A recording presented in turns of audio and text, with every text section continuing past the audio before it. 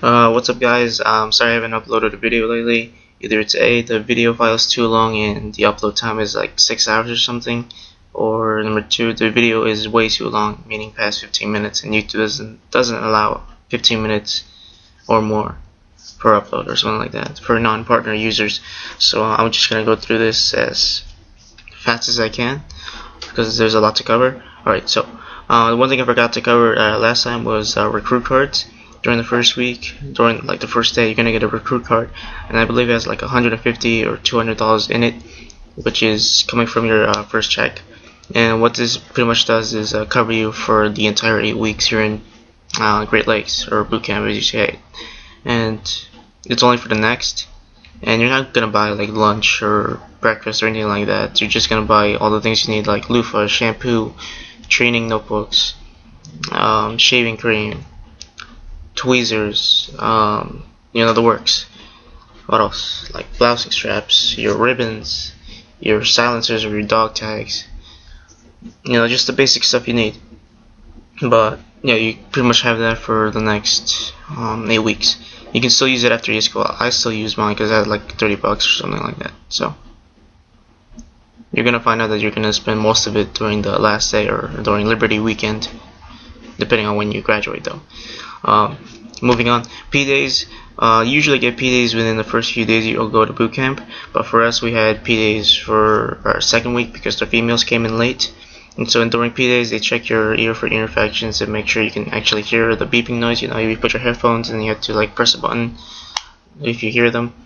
Eye exam. If you fail the eye exam, you pretty much get prescription glasses. They don't have those big glasses anymore. They have the smaller ones, so that's good. What else? I think they do urine test. They do shots. If you're allergic to penicillin like me, you're lucky. You only have to take like 60 pills, which is like 2 pills every day, breakfast and dinner, for 30 days. And if you're not allergic to penicillin, then you have to take the peanut butter shot, which is up the ass, as I heard it. I'm not sure. I wasn't there to see it. I think they take 4 shots, like 1, 2, and another one here, and then I think the 4th one is the peanut butter shot, but I'm not too sure. What else? Trying to remember. I think that's it. Ear check, eye exam, shots, urine test. They take blood. That's one thing. They do take a considerable amount of blood. So hydrate, eat. Alright. So after all that is done, it's gonna take you maybe 2 to 4 days, depending how big your division is.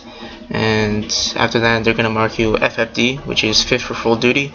And what RDCs usually do is that by the time you come back from the Red Rover, which is the building you do medical stuff, they're gonna make you drop, which is get on the floor, and pretty much beat you, which is better education and training. So you pretty much have to do exercises for like an hour. I think the hour or hour and a half is the limit. So you pretty much have to do 8 counts, push-ups, sit-ups, jumping jacks, not arm circles, that's way too easy. Sharks, self-destruct, which is on your side, left or right. You lift your leg up and down. I don't know what else. But yeah, they beat you for the first one, and it's usually the first one that pretty much kills you the most, because sometimes you don't, or during that, or for our sake, we had it during like our second week, so we pretty much didn't have any physical exercise or any activities before then, so we were out of it. The only time we got to exercise was during nighttime or reveille, and usually then we just want to go to sleep. And during that time you find out which recruits are like unfit. So we had one guy like pass out. I think he passed out, which is over exaggerating, but yeah. Alright, besides that, watch. Let me start over. What watch is pretty much you go on uniform, you put on like a little tag underneath your name, side of your well, I'm not sure if you have it then, but basically you pretty much just stand in front of the door between the fishbowl, as we call it, the office, and the wall, which is right next to the water fountain. And you pretty much just stand there for like an hour during Pearl Harbor and like the first few days of moving to your new ship, which I'll talk about later. But whoops, computer went on standby. What you do is just stand there and just wait for anything to happen. Later on, after you move and stuff, you have to take on 2-hour shifts, and usually the worst times are from 0-100 to 0-200, which is the time the OOD comes in, and they might ask you questions like, hey, what's the fourth general order? If you get that question wrong, then you gotta do push-ups or sit-ups or whatever they want. But of course, before I get to that, you have to like salute them and saying, morning, Chief, Seaman Recruit, Wamanchuk, Rover Security Watch standing by for instruction, Chief. Actually, you keep that salute until they say carry on, and then you can drop your salute. But the way you say that is like there's on the wall. It's on the wall and it has like a poster and tells you what to say. So you don't need to memorize what they just said. So it's just right there. And they also check the whole compartment. If they see something wrong, then they'll just point it out and probably scream at you. Worst case scenario, they might wake everybody up and do exercise. But it depends on the OOD. Yeah, then the second worst is probably the 400 to 600, which is usually the time, or during the 600 time is usually the RDCs come in, so you don't have time to sleep. You pretty much have whatever amount of time you slept before watch. So, and another tip for watch, if you're on the 400 to 600, at 5:30, try to wake everybody up, or depending on when the railway time is, try waking them up 30 minutes before that, so everybody can get dressed, brush their teeth, do whatever they have to, so that way when the RDCs come in, they don't have to like turn on the lights and see everybody sleeping. It's like wake up, wake up, wake up. So that happens during the Pearl Harbor, but you want to avoid that when you move into your new ship. So that's what you do if you are from 400 to 600. Try to wake everybody up before Ripley, 30 minutes at the most. Alright, that's it for watch. Might as well tell you guys, during I guess halfway through boot camp, you're gonna have your dumb weapon or dummy weapon. It's like a M9 pistol, but it's like a fake one, and you pretty much just practice turnovers because you're gonna have a test on it. And I'll explain that later, probably in week 3 or week 4. Alright, uniform issue. Right before you move, you're gonna go to the Pearl Harbor, which you already are, but there's another building connected to it. This is where you're gonna pretty much get fitted for your uniform. And what you're gonna get fitted for is your NWUs, your little blue camis, or whatever you call it, Navy working uniform. We call it NWs, I don't know why, but yeah.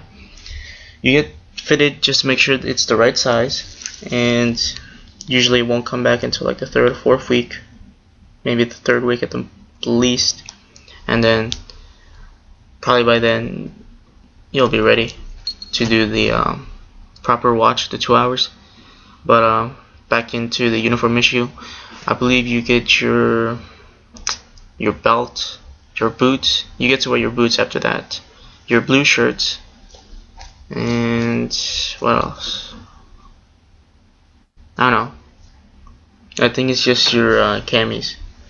So you get your NWs. You get four each, and you don't get them right away. You gotta wait like I said, the 3rd week, because you get your name tags and they want to get them correctly. So yeah, you get your blue shirts, your camis, your boots.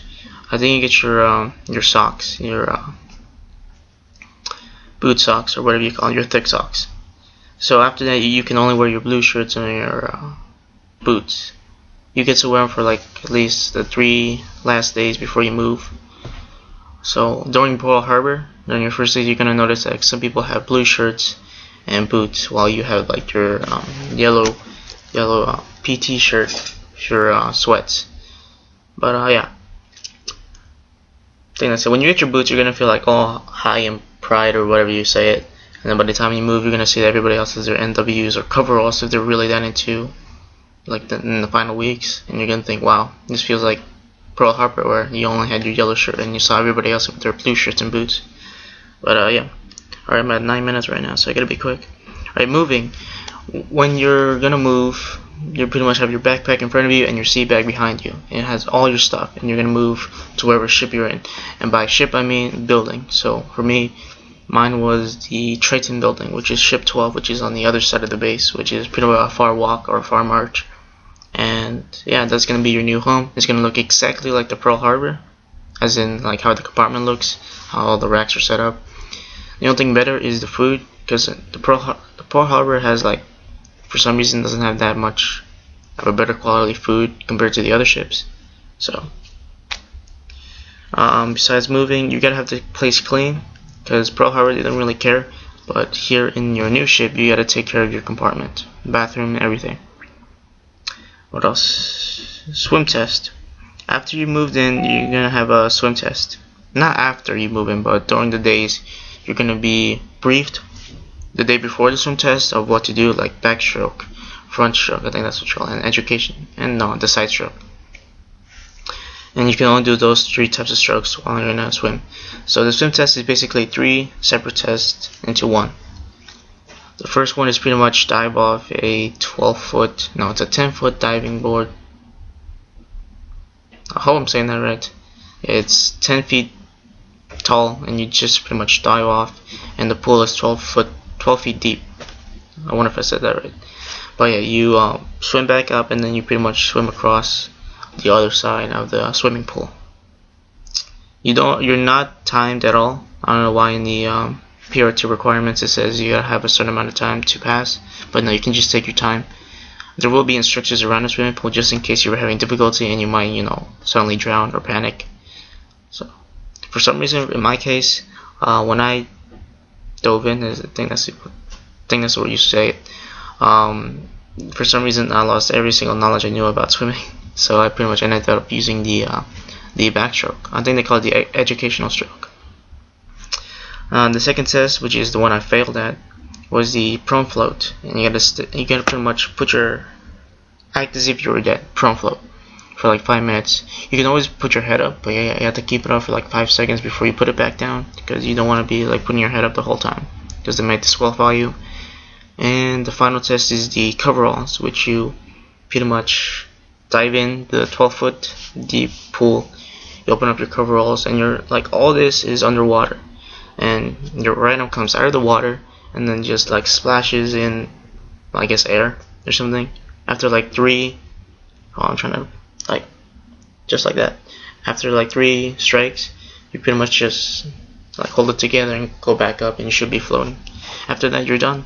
That's all you have to do, and that's the only time we're gonna go to the swimming pool. After that, you're not gonna touch the swimming pool once. If you fail, you got like 15 tries, I think, 15 different days. And if you don't do it by battle stations, you're gonna get ASMO'd, which is getting left back. Alright, 12 minutes in. Alright, and I think the last thing I'm going to talk about is the academic test and the DEP advancement. So, if you were paying attention in DEP, you were told that you get to advance if you pass a test, which is pretty much what they give you the start guide for. So you got to study that start guide. And another thing, the chain of command in the start guide is way different from the one that's in boot camp. So don't get used to the training guide chain of command. Just pay attention to the boot camp's chain of command, because it's very different. The DEP advancement had pretty much like what types of planes, what is this rank, it shows you a picture. So you got to study that pretty good. And they didn't tell me at this, but you have to pass that test and the first PFA. So remember, if you can pass the PFA and the DEP advancement, then you can pretty much just rank up easy. Just know that during the PFA, which is like around the 3rd week, I think, you're gonna do some exercises beforehand as warm-ups, as they say, and it could tire you out. So try not, if you're at the minimum and you think you can pass, try to go for like at least like the medium, like the satisfactory. Don't go for the minimum. That's what I did, and I couldn't get advanced because of it, because I failed my run, because I was tired when I was doing the warm-ups. Alright, 14 minutes. And the academic test is pretty much your general orders, sailor's creed, I think. What else? Chain of command, all the other stuff, just basic stuff. And if your whole class passes, or majority, you get a flag, which is your first flag, the academic flag. So you want to get as much flags as you want. Try to look cool, try to be the role model for the new recruits. And yeah, that's about it, guys. I'm sorry if I'm running too fast. I only have 15 minutes, and I apologize. So if you have any more questions, please leave a comment or send me a message. If you like this video, please thumbs it up. And if you want to see more videos like these, please subscribe. Thank you, guys.